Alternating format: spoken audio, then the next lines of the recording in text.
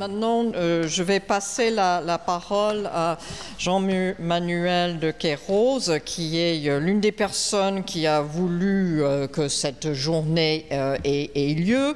Et on comprend mieux cette volonté, sachant qu'il s'intéresse à Durkheim. Il m'a expliqué, grâce au séminaire de Paul de Godmer, qui était son directeur de thèse, et qui, à l'époque, l'incitait à le voir comme une ressource pour la sociologie de l'éducation, à un moment où Durkheim, à Vincennes, les années 70, n'était pas vraiment le maître, comme on a pu l'entendre aussi avec l'échange avec Jean-Claude Passeron. Mais depuis, Jean-Manuel de Queyroz, il revisite régulièrement Durkheim, et notamment lors de colloques un peu anniversaires, d'où l'importance de ces moments anniversaires. Lors du colloque organisé à la Sorbonne en 1993, par d'anciens doctorants de Paul de Godmer, dans le numéro de l'année sociologique publié pour le centenaire de la création de la revue, puis dans une partie de son HDR soutenue ici à Paris 5 en 1997. Aujourd'hui, sa communication intitulée « Du personnage à la personne » sur l'individualisme durkheimien est un fragment de l'ouvrage qu'il est en cours d'écrire, qui conclut une longue et toujours stimulante fréquentation de celui qui s'est imposé comme le père fondateur en sociologie. Merci. Alors, je me suis aperçu qu'un titre comme « Du personnage à la personne » et sur l'individualisme durkheimien était évidemment complètement mauvais comme titre, parce que l'individualisme durkheimien, c'est une question aussi largement parcouru en tous sens, et on ne peut pas parler de ça raisonnablement en 10 minutes si on ne précise pas un peu un objet. Et donc l'objet, je vais le préciser. Le problème que je souhaiterais poser est le suivant, qui est le problème que je rencontre avec Durkheim in fine, et qui est peut-être son échec concernant la science d'une morale. C'est qu'il nous a tracé depuis les primitifs jusqu'à nous un chemin où il examine les formes subjectives que tel modèle de société, alors les deux grands modèles, organique, mécanique, bien sûr, mais historiquement ils sont souvent, ils s'enchevêtrent. Enfin il y a, et aujourd'hui encore, si on utilise son paradigme, il y a des mélanges. Il examine donc les formes subjectives que la société assigne aux individus empiriques, et qui permet à la société de tenir, de constituer un tout solidarisé. C'est ça, c'est même l'obsession de Durkheim, faire en sorte, c'est sa crainte concernant la société contemporaine, que ce tout se désolidarise, que cette société ne tienne pas. Et au point d'aboutissement donc du processus historique qu'il analyse, qui est contemporain de lui-même, le problème s'énonce pour lui: qu'est-ce qui peut bien faire fonction de lien dans une société où finalement la seule foi commune, la seule conscience collective commune, si on peut encore dire, c'est la croyance aux valeurs individuelles, la croyance aux individus. Il s'est battu avec ça toute sa vie. Alors, la réponse de Durkheim est la suivante. Ce sera une société de personnes. Alors, c'est-à-dire quoi ? C'est-à-dire des individus qui vont s'accomplir en s'investissant dans une tâche spécialisée, dans cette division du travail qu'il exige, en s'investissant donc dans cette tâche spécialisée, donc en se singularisant. Et ce faisant, il se voue à l'impersonnel. Et au fond, le titre de ma communication aurait pu très bien être le suivant: la personne impersonnelle, un oxymore sociologique. Qu'est-ce que c'est qu'une personne impersonnelle? Et j'avoue qu'après avoir travaillé cette question et lu les principaux textes de Durkheim là-dessus, ça me semble toujours assez problématique. Alors, le chemin qu'il a tracé, j'ai dit, c'est un chemin qui, globalement, depuis les origines de l'humanité jusqu'à aujourd'hui, enfin jusqu'à son aujourd'hui à lui, c'est des personnages à la personne. Alors pourquoi les individus des sociétés de solidarité mécanique, qui sont donc les sociétés qu'à l'époque on appelle inférieures, les primitifs, enfin, etc., mais aussi les sociétés traditionnelles plus évoluées, qui peuvent être hiérarchisées, pourquoi sont-ils des personnages? Le mot n'est pas vraiment employé par Durkheim. Je l'ai trouvé une fois sous sa plume, où il dit il faut que le sauvage tienne son personnage. Bon, il l'a dit, mais finalement, le concept, si on peut en faire un, on le trouve plutôt sous la plume de Mauss. Et qui dit, au fond, un personnage, c'est quoi? Eh bien, ce sont des porteurs de titres héréditaires. Hein, ce sont des porteurs de marques sociales qui n'agissent qu'esqualité. Et pour ce qui est des sociétés les plus élémentaires, celle du communisme primitif, ben alors, bon, on a beaucoup critiqué, Mauss le premier, la notion que toute romantique, dit Mauss, que Durkheim se fait du communisme primitif, avec raison, mais même si cette critique qu'on peut atténuer, car on peut aussi trouver des formulations où Durkheim dit, après tout, ces sociétés homogènes, très primitives, ce n'est qu'une fiction logique, hein, finalement. Donc, mais même en acceptant la critique, ça ne change rien à la définition de Durkheim. Dans ces sociétés-là, la part qu'il appelle individuelle, et qui est quasiment réduite à une psychosomaticité élémentaire, c'est presque seulement les sensations, c'est presque seulement le corps, eh bien cette part individuelle, si elle est livrée à elle-même, s'il n'y a pas un encadrement mental, ce qu'il appelle une conscience collective, eh bien cette part individuelle, elle va emporter l'individu soit dans un torrent incontrôlé de besoins illimités, soit au contraire se replier sur une vie élémentaire, très pauvre, où les besoins sont très très petits. Bon, ça, c'est ce que Mauss va nommer les personnages, et que je reprends pour le compte de Durkheim. Et en effet, personnages ils sont, ce sont des individus qui se meuvent, il faut essayer de se représenter cela, dans un univers de signes, de rites, de croyances, de traditions qui soutiennent, mais au sens fort, qui soutiennent la société, qui soutiennent le groupe dans sa permanence dans le temps, dans sa reproduction, autant biologique, matérielle et que symbolique. Voilà. Ça, c'est l'individu sans individualité. Le personnage, ce sont ces hommes sans individualité, sans conscience de soi-même, comme individu séparé. Bon, cette conscience comme individu séparé n'existe pas.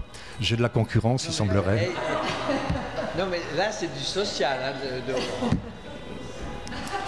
Et c'est quand même bizarre que ça tombe juste sur toi. Hein. J'espère que ce n'est pas annonciateur de mauvaises nouvelles. On entend beaucoup de bon. Alors, la marche des sociétés industrielles à l'autre bout du processus historique de l'histoire humaine, la marche des sociétés industrielles engendre toute autre chose, une toute autre subjectivation des individus, un tout autre système de perception de soi-même et d'autrui qui préserve, du moins Durkheim l'espère, qui puisse préserver la totalité sociale de sa désagrégation. Et cela en singularisant, comme je l'ai dit, en singularisant les individus empiriques dans la division du travail, dans la spécialisation des tâches. Alors, ce sont les modalités de cette singularité qui, je crois, peuvent être problématiques. Alors, ce premier point fait, je vais essayer de rappeler les grands traits de l'individualisme moral, puisque c'est le concept durkheimien qui caractérise cette situation des individus dans la société moderne, les caractéristiques de cet individualisme moral dont se réclame Durkheim. Je dois dire, mon cher Passeron, que je m'appuie là sur des textes qui ne sont pas les textes des règles de la méthode ou de la sociologie de la connaissance, les textes scientifiques, mais ce sont les texte de, principalement, son premier cours de sciences de l'éducation. Voilà, en 1902. Bon, c'est un autre corpus. Alors, première remarque, ce texte enfin, le concept d'individu moral et abstrait n'est nulle part plus formidablement énoncé avec beaucoup de force, beaucoup d'énergie que dans la réplique que Durkheim fait à Brunetière qui accusait les intellectuels d'avoir pris parti pour Dreyfus, et la réplique donc de Durkheim dans sa lettre aux intellectuels est vraiment un des textes auxquels on se réfère le plus pour définir l'individualité morale. Maintenant. Oui. Parce que ce texte, il faudrait voir en quelle année ce texte, d'ailleurs il est réédité tout seul que dans les années 2000. Hein. Je ne pense pas que c'était un texte du corpus des années 60. Ah non, oui. C'est un corpus qui a été largement négligé, mais qui a pu être repris par certains auteurs qui ont écrit sur les différentes formes d'individus, comme, je ne sais pas, Singly et Marcuccelli. C'est sur ce texte, c'est sur cette lettre-là que vous vous êtes appuyé pour analyser l'individualisme moral, il me semble. Voilà. Donc dans les années 2000, par contre, il y en a qui s'y intéressent. Voilà. Ce texte d'intervention dans le débat public, il est évidemment un peu unique dans le corpus de Durkheim. Mais ce qu'il faut bien voir, c'est que ce texte, qui a pu soit ne pas être beaucoup travaillé, soit au contraire être mis en exergue, vient s'insérer dans une série de textes. Alors, tout à fait théorique, la division du travail social, le suicide. Là, en plus, là, c'est intéressant, puisque c'est un livre un peu plus scientifique quand même, où il y a beaucoup de choses, beaucoup de remarques de Durkheim sur l'individu et l'individualisme, l'éducation morale, bien sûr, le cours donc de 1902, la détermination du fait moral, où la question de l'individualisation moderne est constamment élaborée. On voit bien qu'il y a, alors depuis la division du travail, je ne dirais pas qu'il y a des contradictions dans l'analyse de Durkheim, mais il y a une élaboration. Donc il faut bien voir que c'est toute une série de textes quand même importants de Durkheim qui posent ce problème-là, et pas seulement un ou deux petits textes par-ci, par-là. Alors, ce sont des textes qui montrent que Durkheim critiqué pour son holisme, et c'est vrai que la question de la maintenance de la société comme un tout lié est la question motrice de Durkheim. C'est son souci, mais son souci au vrai sens du terme. Moi, je crois que ça le tourmente jusqu'à la dépression, cette histoire-là, vraiment. Il le vit dramatiquement. Est-ce que cette société va tenir? Alors dire, il est holiste. Oui, il a un souci du tout. Mais ce holisme a paradoxalement pour répondant un individualisme dont l'individualisme moral constitue la forme ultime, et on peut dire que, de ce point de vue, Durkheim est un fervent partisan de l'individualisme. Ce qui est une formule qui, à mon sens, il y a quelques années encore, aurait beaucoup surpris. Mais je crois que c'est tout simplement vrai. Alors, deuxième remarque, cette forme d'individualisme est comme le point d'aboutissement d'un processus amorcé depuis très très longtemps. Je voudrais faire une petite remarque épistémologique là-dessus, c'est que Durkheim ne cesse de marquer la continuité du procès de l'histoire. Il est gradualiste. Il dit, mais non, il n'y a pas... Ça s'est fait, par exemple, dans l'évolution pédagogique en France, il dit, oh, mais on ne peut pas dater, ça s'est fait doucement, sans discontinuité, sans rupture, etc. Au point d'employer le terme de germe initial, et tout va sortir du germe pendant les 10 siècles. Donc c'est vraiment une pensée de la continuité, et même très évolutionniste. Je pense d'ailleurs que la métaphore du germe, il a dû l'emprunter, enfin je ne sais pas. En tout cas, il a lu Robert Smith déjà, il l'admire beaucoup, et vous trouvez chez Robert Smith l'expression principe germinatoire. Donc je me demande si c'est pas là qu'il aurait pris la métaphore du germe dans l'évolution pédagogique en France. Donc d'un côté, très continuiste. Mais si vous lisez l'évolution pédagogique en France, mais c'est incroyable. C'est une histoire qui est scandée, ce sont les termes de Durkheim, de révolution, de grands mouvements sociaux, de rupture. Donc vous avez un double langage de ce point de vue chez Durkheim. Vous avez, et on comprend pourquoi, il veut absolument montrer suivant l'expression qu'il emploie si souvent, que c'est la force des choses qui emporte, et non pas la volonté des hommes, qui emporte le devenir de la société. Et de ce point de vue-là, il y a une espèce, en effet, d'évolutionnisme affirmé. Et en même temps, lorsqu'il procède, comme il l'a fait dans l'évolution pédagogique en France, à une enquête historique quand même très très fouillée, eh bien, il marque sans arrêt des discontinuités. Enfin, ça me fait penser d'ailleurs à l'opposition entre le Marx qui parle de la petite paysannerie en France, c'est-à-dire une enquête qui est une enquête sociologique tout à fait, et une analyse en même temps politique remarquable, et puis le Marx qui fait des grandes théories par ailleurs. Enfin, il y a parfois, lorsqu'ils s'y mettent dans les auteurs, ils mettent en œuvre des principes qui semblent contredire leur épistémologie, j'allais dire, officielle. Donc, cette forme d'individualisme est le point d'aboutissement d'un processus historique très ancien, et au point même que Durkheim, à un moment, dit on peut se demander si des formes d'individualisme à l'état un peu natif, on ne peut pas en trouver dès le départ. Dans les sociétés même les plus homogènes. En tout cas, dans les sociétés très anciennes, il marque fortement que des figures surgissent qui peuvent être saisies dans leur individualité singulière, et c'est notamment la figure, dans les sociétés très anciennes, la figure du chef. C'est celui qui se détache de la masse et qui s'affirme en effet comme individu. Ou encore, dans les sociétés plus évoluées, hiérarchisées, bon, il nous parle de Socrate plusieurs fois, mais on sent chez lui d'ailleurs une admiration pour Socrate, parce que Socrate, eh bien, c'est celui qui est en avance, pour le coup, sur la morale de son temps, ce qui lui vaut d'être condamné à la ciguë pour avoir corrompu, comme on le sait, les jeunes Athéniens. Bon. Et puis même dans l'époque médiévale, on peut considérer que les pages, il en consacre plusieurs, les pages qu'il consacre au cas Abélard vont dans le même sens. Mais sauf que, enfin, je veux dire, c'est pas le chef, c'est pas Socrate c'est pas Abélard. Bon, mais c'est encore une figure singulière.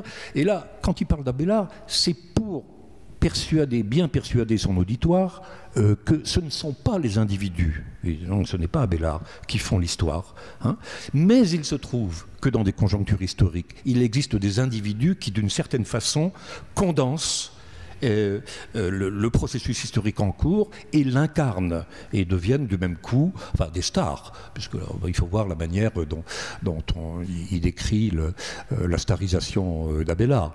Donc, si l'argumentation de Durkheim concernant Abélard consiste à dire attention, c'est pas lui qui fait l'histoire, mais ce sont bien des forces personnelles pour le coup. Mais il n'empêche que, indirectement, il nous montre que les individus jouent quand même un rôle dans l'histoire. Voilà. Et puis, alors, si on continue, le processus, c'est bien évidemment le protestantisme et le principe de libre examen. Alors là, marque pour le coup un moment décisif dans la construction d'un nouveau type individuel, c'est-à-dire d'un individu qui a le droit de s'interroger et d'interroger la tradition lui-même, et notamment dans l'interprétation de la parole divine. Mais même dans la France catholique, et pas protestante, Durkheim discerne le même mouvement quand il examine la pédagogie des jésuites. Bon, leur innovation aux jésuites, elle est double, hein. Il faut, suivre et envelopper de très près chaque élève, non seulement pour éviter ses inconduites, comme on s'en doute, mais aussi pour que l'enseignement puisse s'adapter au caractère particulier de chaque personnalité. La deuxième innovation des jésuites, c'est la plus connue, c'est instaurer un système d'émulation qui stimule de manière ininterrompue l'investissement de chacun. Bon. Or, il est remarquable que si Durkheim critique ces innovations jésuitiques, c'est pour leur usage outrancier. En d'autres termes, dans leur forme, comme dirait Durkheim, normale ou modérée, cette pédagogie individualisée correspond, je cite, au grand changement qui s'est produit dans la constitution morale de la société, savoir la place plus considérable que l'individu prend dans la vie sociale. Donc la pédagogie jésuitique qu'il critique pour ses outrances est une étape, un moment de plus dans ce process. Et enfin, bien entendu, ce qu'on attend, les Lumières, le XVIIIe siècle, Kant, Rousseau, Montesquieu, et la Révolution française, c'est-à-dire à la fois des nouvelles théories, des nouvelles pensées, mais aussi des nouveaux événements. C'est d'ailleurs la deuxième fois, parce que dans l'évolution pédagogique en France, à la Renaissance, il y a déjà 2 fois. Il y a le fait que il y a des événements pédagogiques, mais que pour la première fois, en même temps, il y a des théories pédagogiques, et que le mouvement de pensée et le mouvement institutionnel s'enchevêtrent, vont de pair. Donc, les Lumières, la Révolution française, qui constitue l'émergence première de ce nouveau type d'être social qu'est l'individu moral abstrait, départicularisé et doté de droits spécifiques et universels, les droits de l'homme.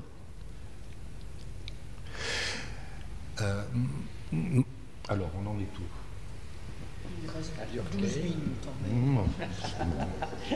Bon. Ma troisième remarque, c'est que de cette grande révolution du XVIIIe siècle, qui est intellectuelle et politique, dont il revendique l'héritage et qu'il assume, Durkheim néanmoins se distingue sur 3 points. Alors, il s'en distingue comment? Premièrement, il faut d'abord rappeler que la dynamique individualisante est inséparable des progrès du rationalisme. Individualisme et rationalisme, ça va en même temps pour Durkheim. Ça, c'est très important. Les 2 vont de pair. Or, le rationalisme des Lumières, aux yeux de Durkheim, est trop étroit. Il est simpliste. Déjà, avant les Lumières, Durkheim prend ses distances vis-à-vis de Descartes. Certes, dit-il, notre esprit national est demeuré cartésien et attaché aux idées claires et distinctes.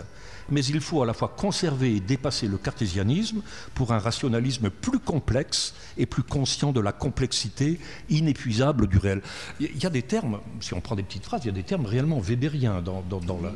Hein? Ah oui, oui, tout à fait. Il parle de l'inépuisable réel, en fait, etc. Donc il critique déjà Descartes, mais il retrouve cette même étroitesse dans les Lumières. C'est le même reproche qu'il leur fait. Deuxième différenciation, un second point, il s'agit pour eux avant tout... je parle des hommes des Lumières, dans les droits, de protéger l'individu de l'emprise de l'État, de l'emprise du pouvoir, quand l'individu moral moderne, lui, est plus positif et plus offensif, et qu'à un individualisme de protection, il ajoute un individualisme de conquête, aspirant à moins d'inégalité et à plus de justice sociale.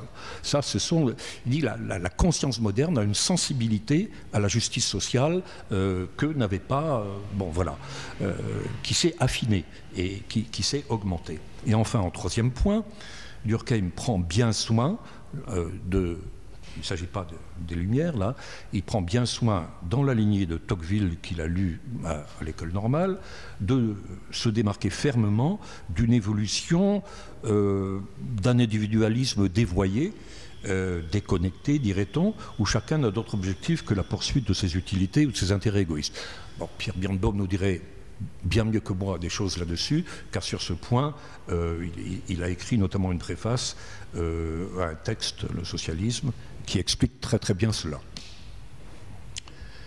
Alors, le concept durkheimien de personne, résultat d'un processus, s'il pointe le résultat donc de ce processus, s'il paraît comme un héritage, il est néanmoins nouveau. Et il implique de reconnaître en soi. Alors, qu'est-ce que c'est la nouveauté? La nouveauté du concept de personne, c'est d'impliquer qu'on reconnaisse en soi-même et dans les autres la qualité pure, la qualité nue d'humanité et la dignité qui s'attache à cette condition purement et abstraitement humaine. Autrement dit, et ça revient plusieurs fois, notamment dans les formes élémentaires aussi, il y a un rejet de Durkheim très clair du modèle de la monade leibnizienne fermée sur elle-même. C'est au contraire un modèle de conscience ouverte ou un modèle qui propose une entrée en relation avec soi-même et avec autrui, où la reconnaissance mutuelle que s'accordent ces individus constitue l'analogue de la religion, sinon une religion. En tout cas, une religion laïque, mais en tout cas quelque chose comme une religion.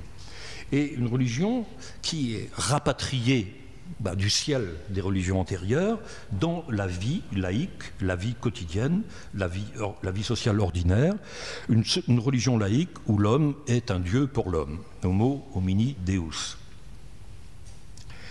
Alors ce ciment qui lie les êtres sociaux entre eux, c'est un culte dont chacun est à la fois le Dieu et le fidèle. C'est une formule paradoxale. Une religion dont chacun est à la fois un Dieu, le Dieu, et le fidèle. C'est ce à la fois qui fait de moi le fidèle une personne singulière et de moi le Dieu une impersonnalité, puisqu'il s'agit des idéaux de la société en moi comme dans l'autre. Donc rapatrié, si l'on peut dire, sur terre, devenu immanent, le sacré en conserve néanmoins la structure bipolaire et la tension interne. D'un côté, la distance qu'impose le respect, mais respecter une personne, c'est avant tout se tenir à une certaine distance, je veux dire, de façon tout à fait d'abord physique. Je veux dire, une des formes de harcèlement sexuel dans les transports en commun, c'est de ne pas respecter les distances, justement, c'est de ne pas respecter l'individu en s'approchant trop près. Donc, le respect, la distance, mais de l'autre aussi, ce sacré entraîne ou suscite un désir de rapprochement et même parfois de fusion, comme dans l'amour, avec un sentiment de sympathie, même si aujourd'hui on dirait plus facilement empathie. Mais bon, c'est l'amour, la sympathie, l'attirance et en même temps le recul, le respect, la distance. C'est curieux parce que c'est une structure qu'on retrouve exactement dans l'évolution pédagogique en France quand il analyse le noyau germinatif de l'école qui est lui aussi habité par une tension, il dit même une contradiction entre sacré et profane. Sauf que ici, le sacré, si je peux dire, il est descendu sur le terrain profane. Voilà. Mais il y a toujours cette tension. Ce mode de subjectivation est au fond assez instable, et même si je n'ai pas le temps de développer cette analogie peut-être un peu osée, je m'imaginerais ce sujet plus comme une membrane ou une interface que comme une personne substantielle à identité fixe. C'est comme un médium, ce sujet-là, enfin, quelque chose qui passe à travers, mais qui est pris entre deux polarités. Et j'emprunterai à Jean-Claude Fillou, qui a écrit un livre qui s'appelle Durkheim et le socialisme, parce que je la trouve assez bonne, la formulation de cette perspective personnaliste paradoxale. Il dit « Tout se passe comme si une conduite personnaliste consistait à entrer en communication avec notre personne et celle d'autrui, mais avec une personne chez nous, chez nous-mêmes, et une personne chez autrui. » La phrase est un peu bizarre, mais justement, il me semble qu'il essaye de capter le côté paradoxal de cette perspective personnaliste. Parce qu'il me semble finalement que, plus que le concept de personne, Durkheim essaie d'élaborer une perspective, au sens interactionniste, enfin, une perspective personnaliste, une manière de saisir, voilà, les choses. Reste... Je crois qu'il faut conclure. 4 minutes. Bon, c'est parfait. On fera avec ça. 4 minutes. Avant. On fera avec ça. Parce que là... Alors, j'en arrive à la conclusion, c'est-à-dire à ceux qui continuent à me poser problème. Et peut-être que vous me direz, vous m'écrirez une lettre pour me dire que vous avez la solution, j'aimerais bien. Mais bon, qui continuent à me poser problème, c'est qu'il me semble difficile de penser comment la plus haute individualisation qui me conduit à prendre place dans cette société de division du travail, de spécialisation, en me consacrant tout entier à ma tâche, sous une forme d'ailleurs telle qu'elle est décrite par Durkheim, qui ressemble plutôt à des vocations. Alors qu'en est-il de ceux qui ont un métier qui n'est pas vocationnel? Ça, c'est plus compliqué. Mais me consacrer à ma tâche, donc un devoir de singularisation. Ça me départicularise, et ça m'impersonnalise en même temps. Qu'est-ce donc qu'une société peuplée de singularités impersonnelles?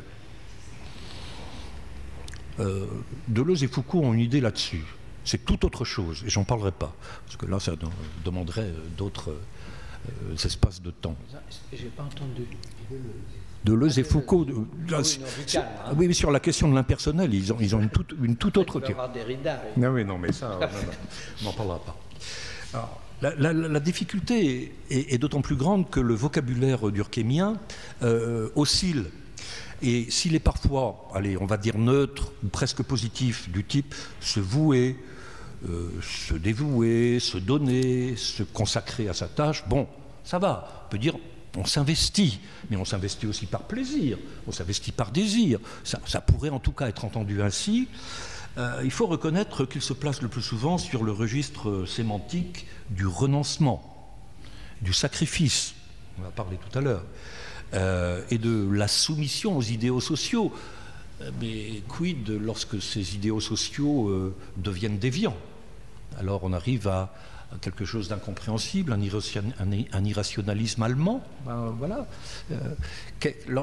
Lorsque finalement on l'emporte des idéaux sociaux dévoyés. Si bien qu'au bout du compte, il me semble que cette personne impersonnelle n'est plus seulement un oxymore, mais véritablement une ambiguïté. Et peut conduire à une morale qui serait une morale extrêmement conservatrice. Voilà. Je termine donc sur cette interrogation et sur la possibilité d'interroger cette perspective durkheimienne à la lumière d'enquêtes sur la société d'aujourd'hui. Que sont devenus les individus d'aujourd'hui? Il me semble qu'ils seraient peut-être assez effrayés par certaines choses, et notamment le fait que l'individualisation a pris une tournure qui a été maintes fois théorisée, mais qui nous inonde de toute façon quotidiennement, y compris dans la publicité, sur le devoir premier qui est celui d'être soi-même, de se trouver soi-même, de s'accomplir soi-même. Enfin, je veux dire, on entend ça, on voit ça partout, y compris comme argument de vente. C'est même un argument de vente extrêmement employé. Donc une forme de réalisation de son désir, mais qui est difficile à discerner d'une forme, le terme Durkheim ne l'emploie pas, d'ailleurs peut-être à raison, mais d'une forme d'encouragement au narcissisme. Alors est-ce que on peut malgré tout trouver des traces ou des indices de quelque chose qui serait dans le sillage durkheimien, dans ces rituels, ces rassemblements, ces fleurs, ces bougies qui rythment nos réactions aux attentats ou à un assassinat particulièrement odieux? Là, on voit en effet quelque chose qui pourrait évoquer, je dirais, être comme une trace de ce sillage durkheimien. Mais vous sentez bien que je conclus néanmoins par une certaine perplexité.